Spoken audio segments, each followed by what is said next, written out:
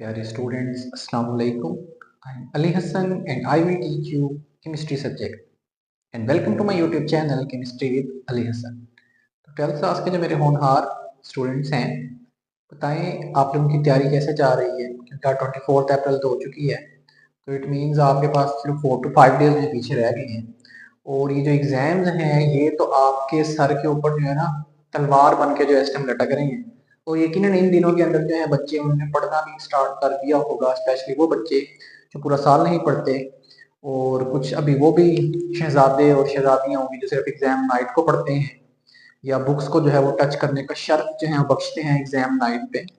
तो खैर, उम्मीद करता हूँ आप लोगों की तैयारी अच्छी जा रही होगी और आप लोग जो है अच्छे मार्क्स के साथ जो पास आउट हो जाएंगे इंशाल्लाह। लेकिन ये तभी पॉसिबल होगा जब आप मेहनत करेंगे, जब आप तैयारी करेंगे।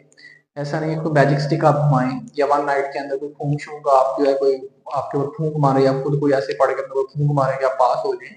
तो मेहनत आपको करनी पड़ेगी। जितनी आप मेहनत ज्यादा करेंगे उतने ही आपके अच्छे मार्क्स आएंगे, क्योंकि जितना गुड़ डालते हैं उतना मीठा होता है।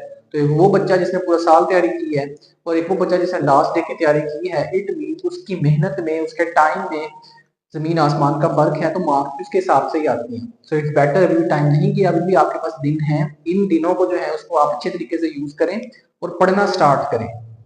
अब वो चीज छोड़ दें कि जी आखिरी दिन के ऊपर कोई गेस्ट आ जाएगा या कोई चीज मुझे ऐसी मिल जाएगी कि मैं जो है वही सवाल देख लूंगा और पेपर में आ जाएंगे। तो इस चीज से थोड़ा सा जो है आप अवॉइड करें और तैयारी जो है उसको थोड़ा बहुत कर लें।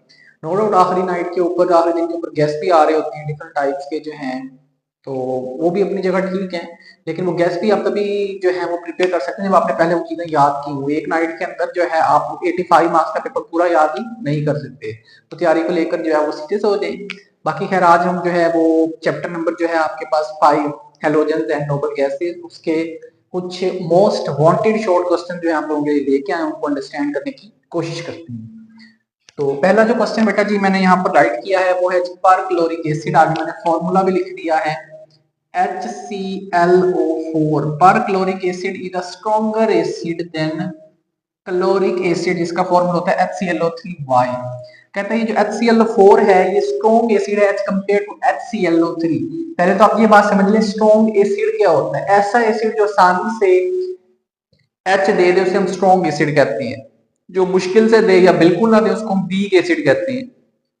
तो HClO4 जो है इसमें मैंने लिखा है acidic strength increases with increase in the number of oxygen atoms। कहता है एसिडिक स्ट्रेंथ जो है वो डायरेक्टली प्रोपोर्शनल है किसके, नंबर ऑफ ऑक्सीजन एटम्स कितने अटैच हैं।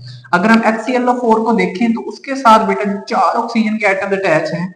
तो जितने ऑक्सीजन के एटम ज्यादा होते हैं उतना ऑक्सीजन जो है वो ज्यादा पुल क्रिएट करता है किसके ऊपर, क्लोरीन के ऊपर। उसकी वजह क्या होती है कि जो क्लोरीन है इसकी इलेक्ट्रोनेगेटिविटी होती है आपके पास 2.8 और जो ऑक्सीजन है इसकी इलेक्ट्रोनेगेटिविटी होती है आपके पास 3.4 होती है। क्लोरीन की सॉरी में इधर लिख गया, इसको आप कर लें 3। तो क्लोरीन जो है इसकी इलेक्ट्रोनेगेटिविटी होती है आपके पास 3 और उसकी जो है ऑक्सीजन की 3.4, यानी कि ऑक्सीजन ज्यादा इलेक्ट्रोनेगेटिव है। तो ऑक्सीजन जो है वो क्लोरीन से इलेक्ट्रॉन खींचता है और इन रिटर्न क्लोरीन जो है वो किससे इलेक्ट्रॉन खींचता है, हाइड्रोजन से। और हाइड्रोजन आसानी से रिलीज हो जाता है in the form of proton on chlorine for electrons. So HClO4 easily lose electron and consider as strong acid। मैंने नीचे स्ट्रक्चर भी ड्रॉ कर दिया HClO4 का कि यहाँ पर 3 ऑक्सीजन के एटम डबल बॉन्ड के थ्रू अटैच हैं और 1 ऑक्सीजन के एटम सिंगल बॉन्ड के थ्रू अटैच है, साथ में H है। यहाँ पर HClO3 में 2 ऑक्सीजन के एटम डबल बॉन्ड के थ्रू अटैच हैं और एक OH अटैच, इसे कहते हैं HClO3। तो डायरेक्ट रिलेशन है with the number of oxygen atoms के साथ। Right order of acidic strength of chlorine हमने लिखना था, order of acidic strength of oxy acid आप यहाँ पर वर्ड ऐड कर लें। Right order of acidic strength of oxy acids जो हैं किसके, क्लोरीन के, इसको आप ऐड कर लीजिएगा। ठीक है, तो ऑक्सी एसिड्स ऑफ क्लोरीन क्या होते हैं, ऐसे एसिड जिनके अंदर ऑक्सीजन भी हो, जिनके अंदर आपके पास हाइड्रोजन भी हो और जिनके अंदर एक और नॉन मेटल आ जाए जो कि क्लोरीन होती है। तो उसकी बात हो रही है।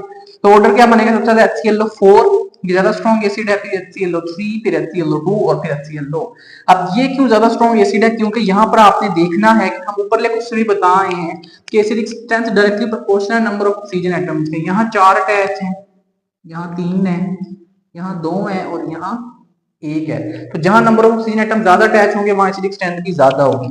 अगला है जी right reaction for the preparation of bleaching powder. ये बड़ा इंपॉर्टेंट क्वेश्चन है कि ब्लीचिंग पाउडर जो है इसको डेली लाइफ में हम कपड़ों को ब्लीच करने के लिए भी यूज कर रहे होते हैं। ये आपके पास तैयार कैसे होता है और उसके मेथड्स के नेम होता है जिनसे तैयार होता है। तो मैंने रिएक्शन लिख दिया, स्केच लिख दिया।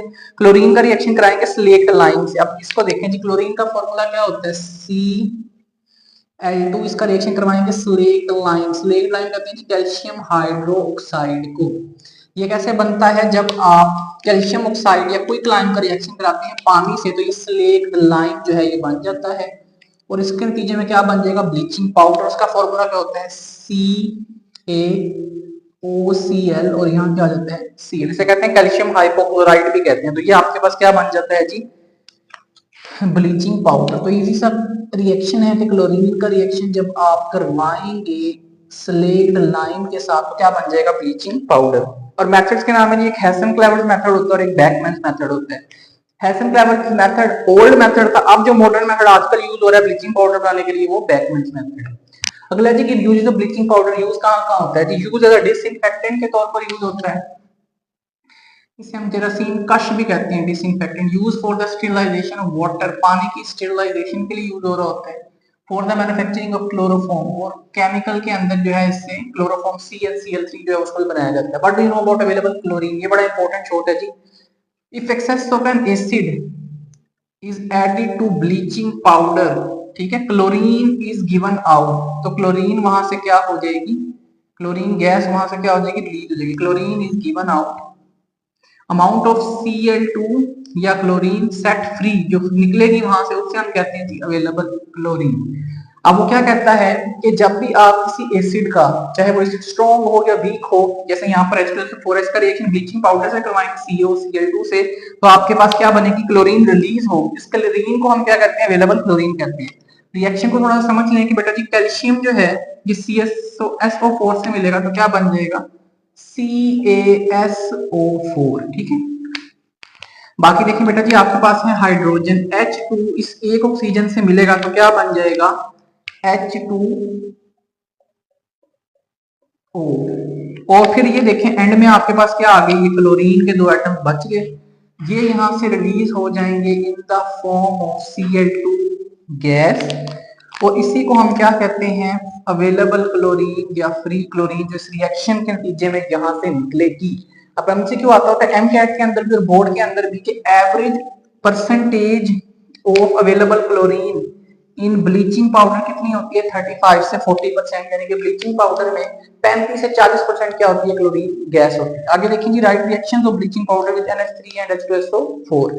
अब ब्लीचिंग पाउडर जो है ये अमोनिया को ऑक्सीडाइज करता है, ऑक्सीडाइज करने का मतलब इसमें से हाइड्रोजन को रिमूव कर देता है। ये देखें जरा रिएक्शन को, ये देखें आपके पास CaOCl2 आपका ब्लीचिंग पाउडर आ गया, इसका हमने अमोनिया से रिएक्शन करवाया। तो इसके नतीजे में आप देखें कि आपके पास क्या बन जाएगा, एक तो आपके पास बन जाएगा Ca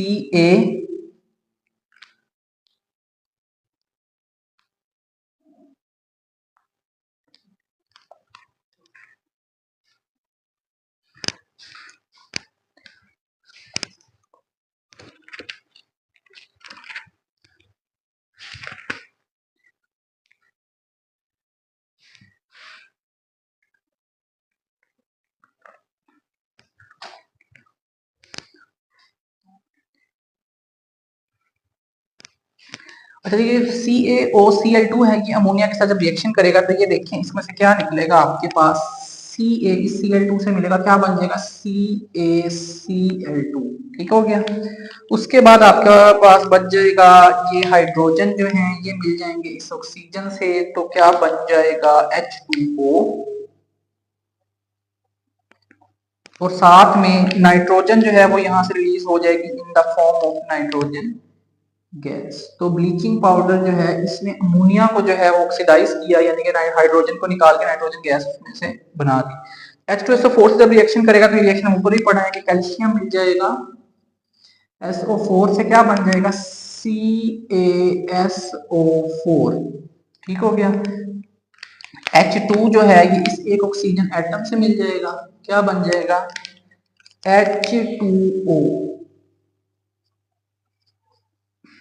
और उसके बाद लास्ट में यहाँ से क्लोरीन गैस रिलीज हो जाएगी, इसे हमने नाम दिया था अवेलेबल क्लोरीन या फ्री क्लोरीन का, तो ये रिएक्शन हो गया। अगला जी व्हाट इज आयोडाइज्ड सॉल्ट, जो हम डेली लाइफ में यूज कर रहे होते हैं, कहते हैं जी आयोडाइज्ड सॉल्ट खाना चाहिए।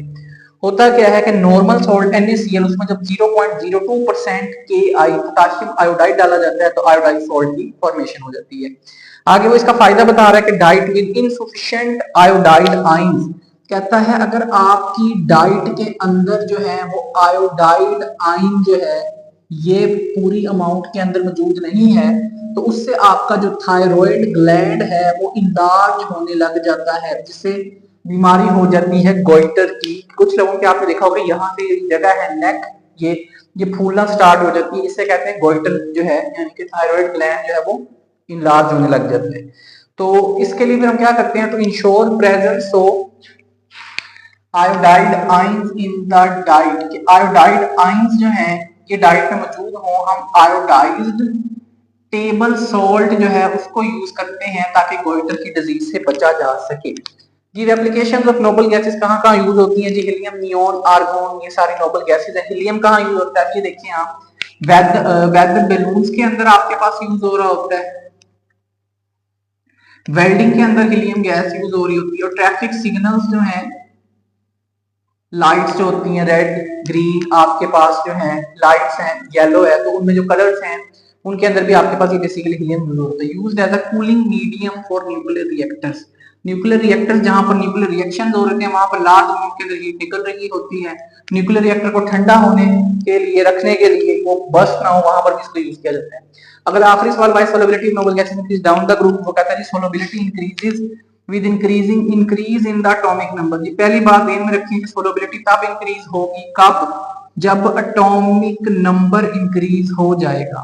क्यों? बिकॉज बिगर एटम जो हैं are more easily polarized by water molecule. जितना नोबल गैस का साइज बड़ा होगा, पानी के मॉलिक्यूल को सराउंड करना, उसको पोलराइज करना, अपने डिसॉल्व करना इजी हो जाएगा।